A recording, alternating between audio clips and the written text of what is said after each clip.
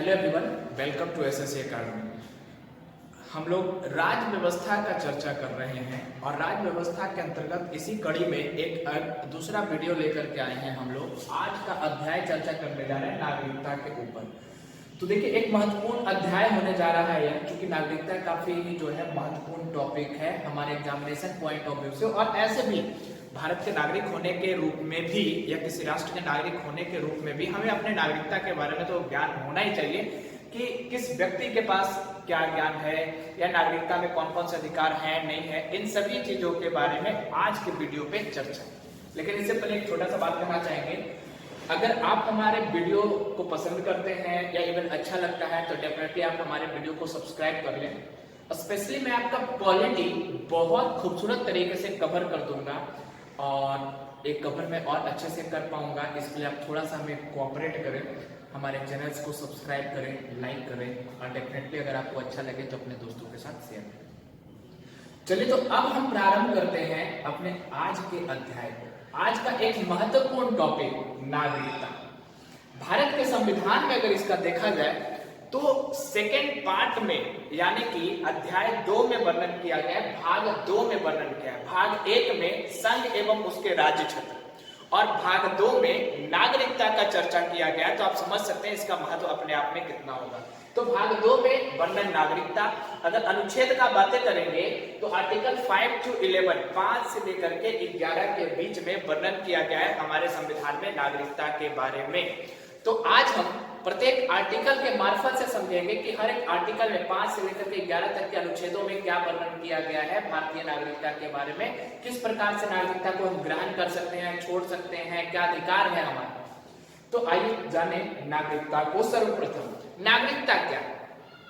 तो पुराने समय में कुछ शब्द प्रचलित थे जैसे कि देशज, विदेशज। आज के डेट में उसी को हम जो है नागरिक तथा विदेशी के रूप में जानते हैं।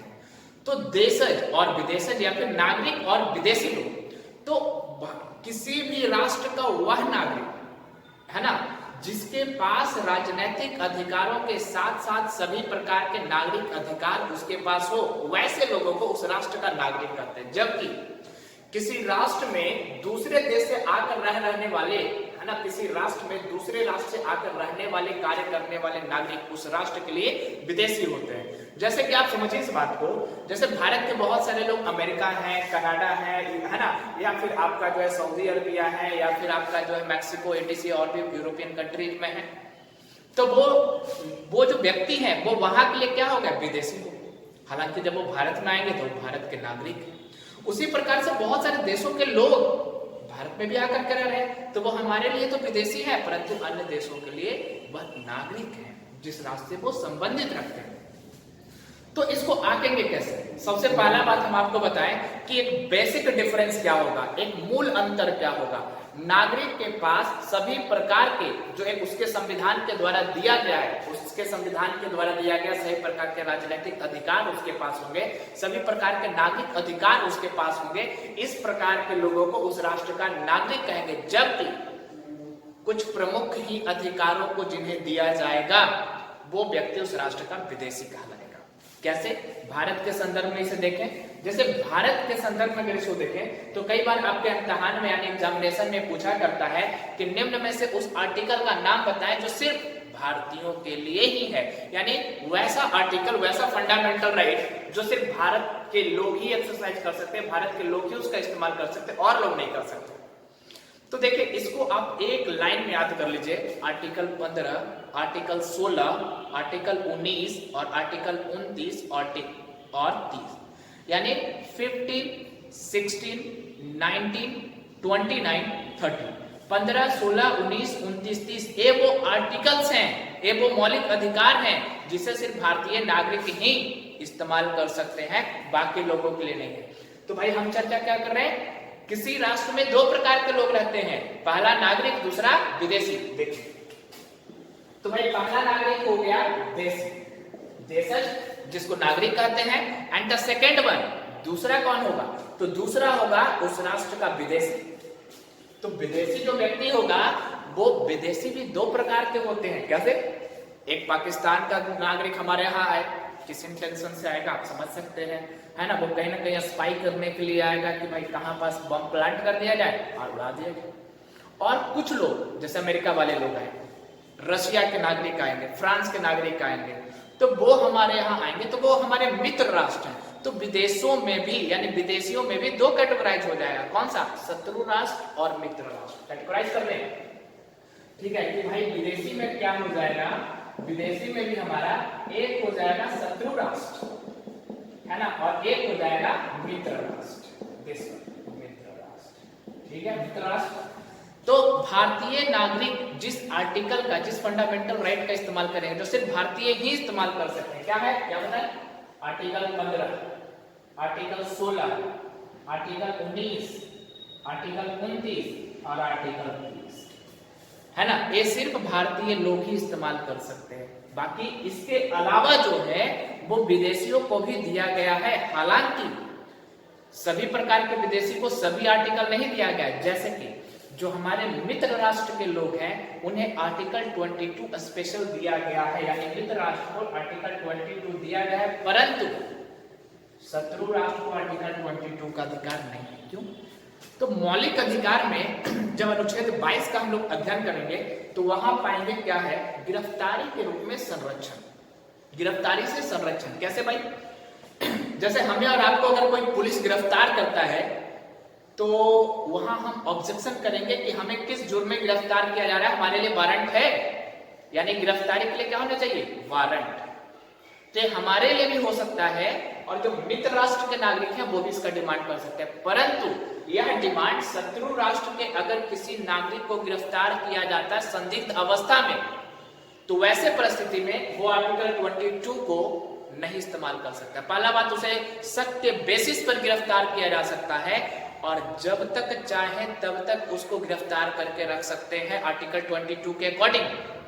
ठीक है, क्योंकि 22 कहता है कि किसी भी व्यक्ति को अगर भारत का नागरिक है तो या फिर मित्र राष्ट्र का नागरिक है तो उसको मिलता है आर्टिकल 22। तो आर्टिकल 22 क्या है कि गिरफ्तारी के लिए वारंट चाहिए और गिरफ्तार होने के पश्चात 24 घंटे के अंदर उसे नजदीकी न्यायालय में ले जाकर के उपस्थित करना होगा। वहां के जो मजिस्ट्रेट हैं, वहां के जो जज हैं, न्यायाधीश हैं, वो इसका डिटरमाइन करेंगे कि गिरफ्तारी जायज है या नहीं, और अगर गिरफ्तारी जायज है तो कंटिन्यू रखा जाएगा और नहीं जायज है तो उसे बाइज्जत बरी करके छोड़ देंगे।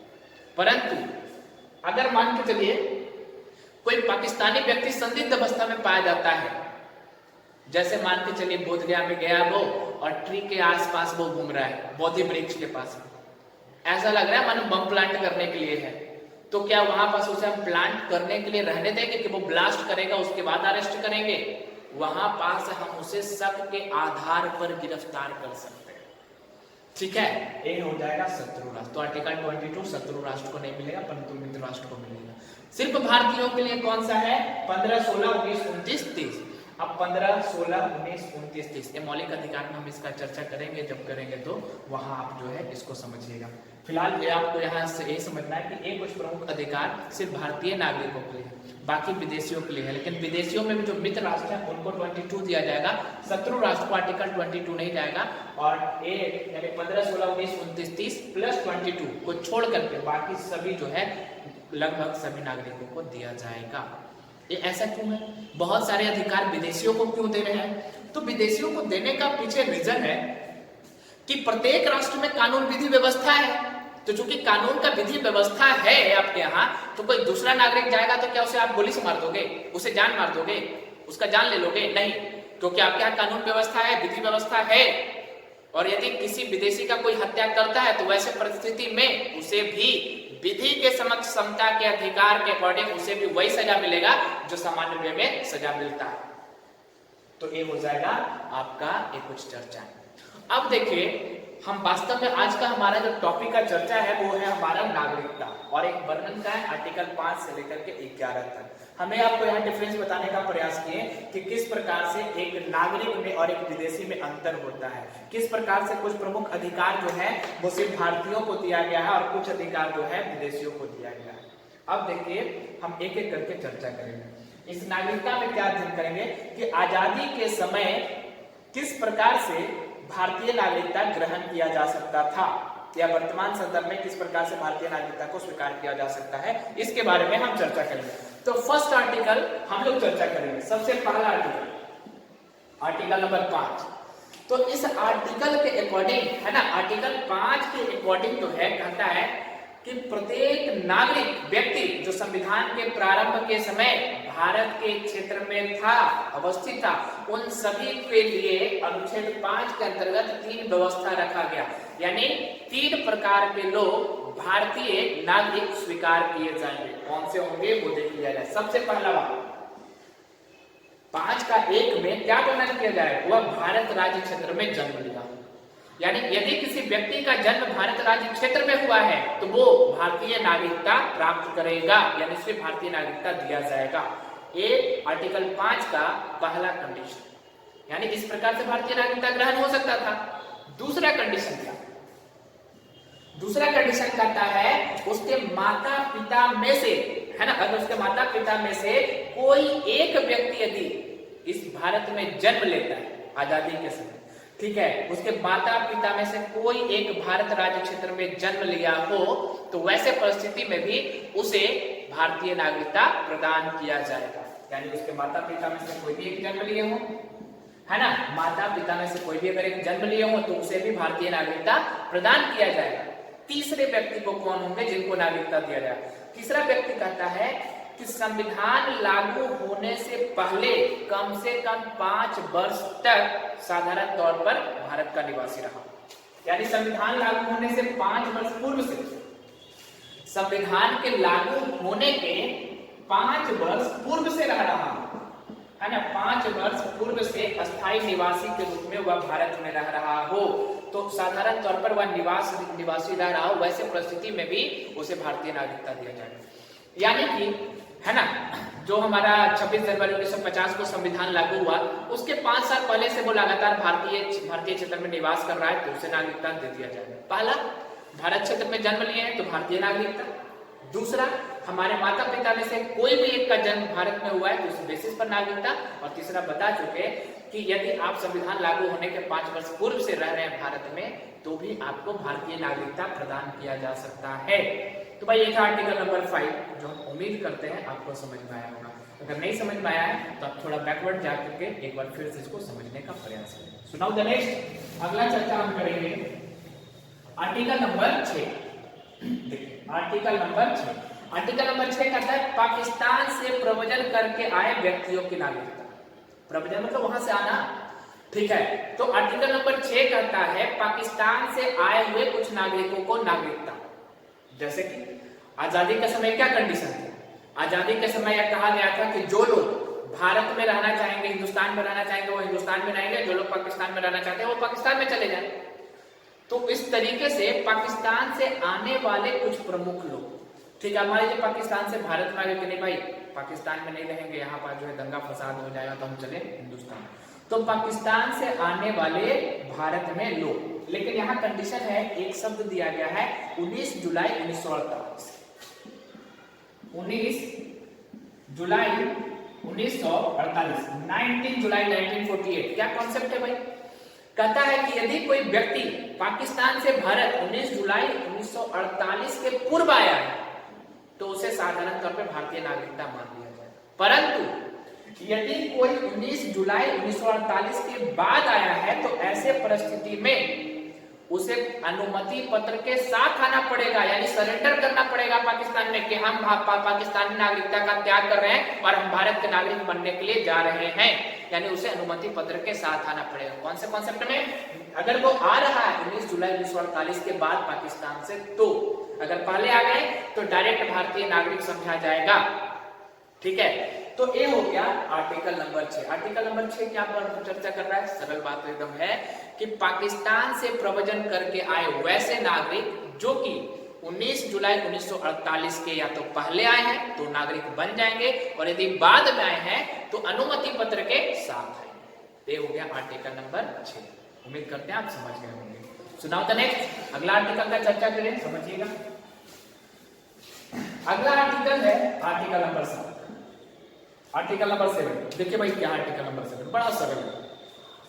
अब मान के चलो जब घोषणा किया गया कि जो दो संघ है ना, आजादी के समय जो है घोषणा किया गया अंग्रेजों के द्वारा कि दो प्रमुख संघ का निर्माण किया गया। हालांकि तीन प्रमुख कहा गया था, एक जो भारत राज्य में मिलना चाहते हैं वो भारत में चले जाए, जो पाकिस्तान में जाना चाहते हैं वो पाकिस्तान में चल जाए, या जो इंडिपेंडेंट रहना चाहते हैं वो इंडिपेंडेंट रहे। तीन तरीके का कंडीशन था। लेकिन मूल रूप से हिंदुस्तान और पाकिस्तान का ही चर्चा होता है, बाकी को भारत और पाकिस्तान अपने अपने क्षेत्र में मिला लिया। तो आर्टिकल 7 कहता है कि भारत से पाकिस्तान गए, जैसे मान के चले कोई नागरिक थे, उन्हें लगा चलिए भारत में नहीं रहना, पाकिस्तान में गए, और पाकिस्तान में जाने के बाद पता चला यार यहाँ तो गड़बड़ है, यहाँ तो बम ब्लास्ट वगैरह चलेगा, इसलिए नहीं गलती हो गया, फिर से वापस वही जाना। यानी भारत से पाकिस्तान गए और पाकिस्तान से पुनः भारत आ गए। तो भारत से पाकिस्तान और पाकिस्तान से आने वाले वैसे नागरिक, कंडीशन पिछला वाला कौन सा डेट हो जाएगा, 19 जुलाई 1948। यहां भी सेम कॉन्सेप्ट, 19 जुलाई 1948 के पहले अगर ऐसे लोग आ गए हैं तो डायरेक्ट वे में उन्हें भारतीय नागरिक मान लिया जाएगा। परंतु यदि वह 19 जुलाई 1948 के बाद आते हैं तो अनुमति पत्र के साथ आना पड़ेगा। तो समझ गए होंगे कॉन्सेप्ट। आर्टिकल नंबर 6 में क्या बोले थे, पाकिस्तान से प्रव्रजन करके भारत आए, 19 जुलाई 1948 का कंडीशन। ठीक है, कंडीशन आप समझ रहे हैं। अब आर्टिकल 7 में क्या है, भारत से पाकिस्तान गए कि नहीं पाकिस्तान जाएंगे, और पाकिस्तान जाने के बाद जाके नहीं तो गलती कर दी, भारत में ही जाएंगे। तो फिर पाकिस्तान से भारत आए और भारत आने वाले ऐसे नागरिक यदि 19 जुलाई 1948 के पहले आए तो उन्हें डायरेक्ट भारत का नागरिक बना लिया जाएगा। परंतु यदि इस डेट के बाद आते हैं तो फिर उन्हें क्या करना होगा, अनुमति पत्र के साथ आना पड़ेगा, तब वो भारतीय नागरिकता ग्रहण करेंगे। तो हम उम्मीद करते हैं आप समझ गए होंगे। तो अगर नहीं समझे तो बैक हो जाइएगा, बैकवर्ड कर लीजिएगा। ओके, नाउ सुनाओ द नेक्स्ट। आगे देखिए, अगला आर्टिकल हमारा है ना अनुच्छेद नंबर 8। अगला आर्टिकल हमारा 8 है और बड़ा सा। देखिए इसको एक लाइन में कहें तो क्या है कि भारत शासन अधिनियम 1935 द्वारा है ना परिभाषित भारत में अगर किसी व्यक्ति का जन्म हुआ है, या उसके दादा दादी का जन्म हुआ है, या उसके मम्मी पापा का जन्म हुआ है, या नाना नानी का जन्म हुआ है, तो उस बेसिस पर भी उस व्यक्ति को भारतीय नागरिकता दिया जाएगा। कहने का अर्थ क्या है, भारतीय मूल के आधार पर किसी व्यक्ति को भारतीय नागरिकता दिया जाएगा, क्यों वो भारतीय मूल के। ऐसा क्यों, जैसे आजादी की लड़ाई में बहुत सारे ऐसे भी लोग थे जो भारत से बाहर जाकर के लड़ाई लड़ रहे थे, जैसे गदर आंदोलन चला है ना, तो उसी प्रकार से कुछ लोग जर्मनी चले गए थे, कुछ अमेरिका चले गए थे, कुछ कहीं और जापान चले गए थे, कुछ सिंगापुर चले गए थे। तो ये व्यवस्था उन लोगों के लिए किया गया कि भाई स्वतंत्रता के आंदोलन में जी जान दे करके लड़ करके वो भारत को स्वर्ण विहान दिलाए, और जब भारत आजाद हो गया तो क्या उन्हें नागरिकता नहीं देंगे। तो वैसे कंडीशन में भारतीय मूल के वैसे लोग जिनको जो है परिभाषित किया गया भारत शासन अधिनियम 1935 में, अगर उनका जन्म हुआ है उस परिभाषा के अंतर्गत, अगर उनका जन्म हुआ है, उनके माता पिता का जन्म हुआ है, या उनके दादा दादी का जन्म हुआ है, या नाना नानी का जन्म हुआ है, तो इस बेसिस पर उस संबंधित व्यक्ति को भारतीय नागरिकता दिया जाएगा आजादी के समय। आर्टिकल नंबर 8 क्या कंडीशन है, उन व्यक्तियों को नागरिकता को उपबद्ध करता है जो संविधान के लागू होने के समय भारत के निवासी नहीं थे परंतु भारतीय मूल के थे। यानी संविधान जब लागू हो रहा था तो भारत के निवासी नहीं थे परंतु भारतीय मूल के थे, या तो उनके मम्मी पापा भारत के थे, या वो स्वयं भारत के थे और दूसरा देश में बस गए थे, या उनके दादा दादी भारत के थे और दूसरी जगह बस गए थे, नाना नानी थे यहाँ के और दूसरी जगह बस गए थे। तो वैसे भारतीय मूल के नागरिकों को भी भारतीय नागरिकता दिया गया।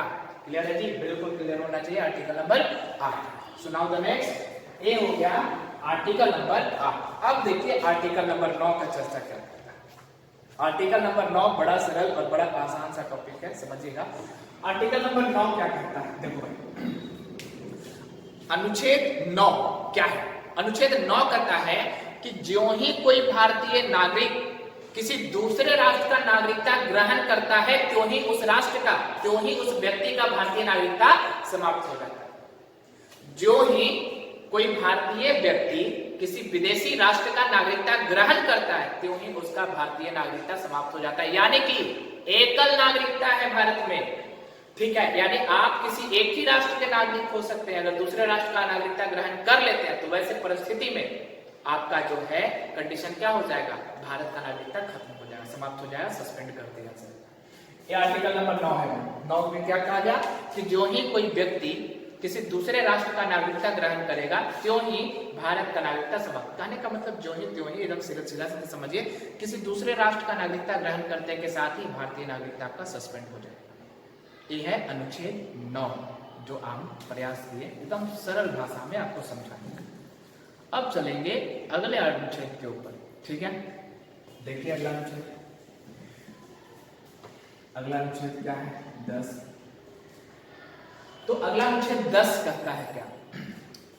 तो अगला अनुच्छेद 10 क्या है? वो कहता है इंडियन सिटीजनशिप का कंटिन्यूटी का बात करता है ना, यानी भारतीय नागरिकता का नियमितता का बात करता है। मतलब क्या है नियमितता करने का मतलब क्या है? मतलब हम भारत के नागरिक हैं तो भारत के नागरिक बने रहेंगे, है ना, भारत के नागरिक बने रहेंगे। हमारे नागरिकता को सिर्फ एक ही बेसिस पर समाप्त किया जा सकता है, ठीक है, जैसा कि संविधान में उपबंध है कि कुछ गलत काम करते हैं तो वैसे कंडीशन में ही हमारा नागरिकता समाप्त किया जा सकता है, ऐसे नहीं। तो भारतीय नागरिकता कंटिन्यू होता है, कंटिन्यूटी होता है। तो एक शब्द यहां पर बताना चाहेंगे कि भारतीय नागरिकता आपका सस्पेंड कब कर दिया जा सकता है। सबसे पहला बात है संविधान के प्रति निष्ठा न रखने वाले को और संविधान में आस्था न रखने वाले व्यक्ति को जो है भारतीय नागरिकता समाप्त कर दिया सकता है। अब देखिए, ना ही आपके पास भारतीय संविधान का निष्ठा है और ना ही आस्था है, तो फायदा क्या है भारत में रहने का? आपका क्यों ना समाप्त कर दिया जाए नागरिकता, है ना। तो वैसे कंडीशन में कि संविधान के प्रति निष्ठा न रखना अथवा संविधान में आस्था न रखने वाले व्यक्ति को उसके नागरिकता से समाप्त कर दिया जा सकता है, उसका नागरिकता समाप्त कर दिया सकता है। पहला, और क्या कंडीशन है? दूसरा, युद्ध के समय में शत्रुओं को सहायता करने वाला, मुखबिरी करने वाले नागरिकों का नागरिकता समाप्त कर दिया जाएगा। अब भारत पाकिस्तान का, भारत और चाइना का युद्ध हो रहा है और आप चाइना को बता रहे फलाने जगह बम मारिए तो बहुत अच्छा होगा, तो राष्ट्र के नाम पे आप कलंक हैं, फिर आपको कोई वजूद नहीं है भारत में रहने, आपका नागरिकता समाप्त हो ही जाए, ठीक है। तो यानी युद्ध के दरमियान शत्रु को मदद करने वाले नागरिकों का नागरिकता समाप्त कर दिया जाए, ये आपका इस तरीके से भी आपका नागरिकता समाप्त हो सकता है, खत्म हो सकता है, नागरिकता से वंचित किया जा सकते हैं। और क्या है, यदि कोई व्यक्ति, है ना, छल पूर्वक यदि आपका जो है नागरिकता समाप्त कर देता है सॉरी, यदि कोई व्यक्ति छल पूर्वक क्या करता है कि भारतीय नागरिकता को ग्रहण कर लेता है, तो ऐसे परिस्थिति में भी क्या होगा? उस परिस्थिति में भी उस संबंधित व्यक्ति का जो है नागरिकता समाप्त कर दिया, क्योंकि आप छल से लिए ना भारतीय नागरिकता, तो उस कंडीशन में भी आपका नागरिकता समाप्त हो जाएगा। या फिर क्या होगा? या फिर कंडीशन ए है कि किसी भारतीय नागरिक, चाहे वो स्त्री हो या पुरुष हो, एक दूसरे देश के स्त्री या पुरुष से अगर विवाह कर लेते हैं, है ना, कोई भारतीय देश के हैं स्त्री या पुरुष है और विदेशी देश के स्त्री और पुरुष से जो है विवाह कर लेता है और वहां का नागरिकता स्वीकार कर लेता है, तो ऐसे कंडीशन में उसका नागरिकता समाप्त हो जाएगा। बिल्कुल आपके जहन में आ रही होंगे प्रियंका चोपड़ा, सानिया मिर्जा, तो आप याद रखिए कि वो वहां का नागरिकता स्वीकार नहीं की है, वो भारतीय सिटीजनशिप में है, उनका वहां का नागरिकता नहीं है। वो आप देखिएगा उनका पासपोर्ट जो बनेगा वो भारत का होगा, ठीक है।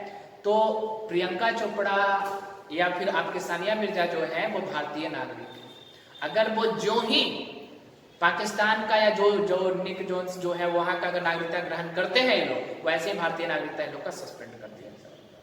या इवन देखिए अक्षय कुमार, इसके पहले वो कनाडा के नागरिक थे, लेकिन फिर वो भारत के नागरिक का बने जब वहां का त्यागे और यहाँ बने। सबसे पहले भारत के थे, फिर वो भारत का त्याग करके कनाडा का नागरिक बने अक्षय कुमार, फिर हाल ही में आप देखोगे कि कनाडा का नागरिकता को छोड़ करके भारतीय नागरिकता को पुनः वो ग्रहण कर लें। तो ये हो गया, इस तरीके से कंटिन्यूटी बनेगा आपका। यानी इन सब चीजों को छोड़ दिया गया, तो इसके अलावा हमारे नागरिकता को बिल्कुल भी नहीं छीना जा सकता। या फिर एक कंडीशन और है कि लगातार 7 वर्षों तक भारत से बाहर रहने पर भी आपके नागरिकता को वंचित कर दिया जाएगा। 7 साल, लगातार 7 साल तक या इससे ज्यादा तक आप विदेशों में ही रहते हैं, भारत में नहीं रहते, तो आपके नागरिकता को समाप्त कर दिया जाएगा। तो ये हो जाएगा नागरिकता का समाप्त करना। आर्टिकल नंबर 10 में क्या कहता है कि भारतीय नागरिकता का निरंतरता, कंटिन्यूटी ऑफ इंडियन सिटीजनशिप वो जारी रहता है। और वो सिर्फ कब खत्म किया जा सकता है? जो संविधान में वर्णित है उसी विधि से खत्म किया जा सकता है, नहीं तो फिर खत्म नहीं। अब देखिए इसके अलावा आखिरी आर्टिकल 11, आर्टिकल नंबर 11, ये है आखिरी अनुच्छेद हमारे भारतीय नागरिकता। ये क्या कहता है? संसद को यह ताकत, हमारे संविधान के द्वारा संसद को यह ताकत दिया गया है कि वह किसे नागरिकता प्रदान करे और किसको नागरिकता प्रदान नहीं करेगा, इसके ऊपर वह कानून बना सकता है, और वो भी सामान्य बहुमत से। आर्टिकल नंबर 11 कहता है कि संसद को नागरिकता के अर्जन और समाप्ति एवं नागरिकता संबंधी अन्य उपबंधों में परिवर्तन करने का पूर्ण शक्ति है। ठीक है, ये पूर्ण अधिकार दिया गया है संसद को, और सामान्य बहुमत से जो है इसे पारित करके वो इस प्रकार से इंप्लीमेंट इसे कर सकता है। तो ये हो गया नागरिकता से संबंधित एक छोटा सा हमारा अध्याय। हालांकि वीडियो थोड़ा बड़ा होता ही चला जा रहा है, लेकिन इसी को यहीं पास हम रोक रहे हैं। ठीक है, लेकिन आखिरी में एक सब जरूर कहेंगे, अगर आपको वीडियो अच्छा लगे तो काइंडली आप हमारे चैनल को सब्सक्राइब, लाइक और इसको शेयर करना ना भूलें। और अगर आप ऐसा करते हैं तो थोड़ा हम भी इंकरेज होंगे और आप लोगों के लिए इसी तरीके से काफी खूबसूरत वीडियो आप लोगों के लिए पेश करते रहेंगे, और भारत का राज्य व्यवस्था एक रुचिकर वे में आपको पढ़ा करके कंप्लीट करने का कार्य करेंगे। जो आप किसी प्रकार का इम्तिहान दे, बिहार दरोगा, यूपी दरोगा, या फिर NTPC, LDC, CGL, MTS, XYZ, whatever जो भी जनरल कंपटीशन का आपका एग्जाम है, इम्तिहान है, वह पूरी तरीके से काम आएगा। तो आज के लिए बस इतना ही। So all the best everyone, bye, take care, have a nice day.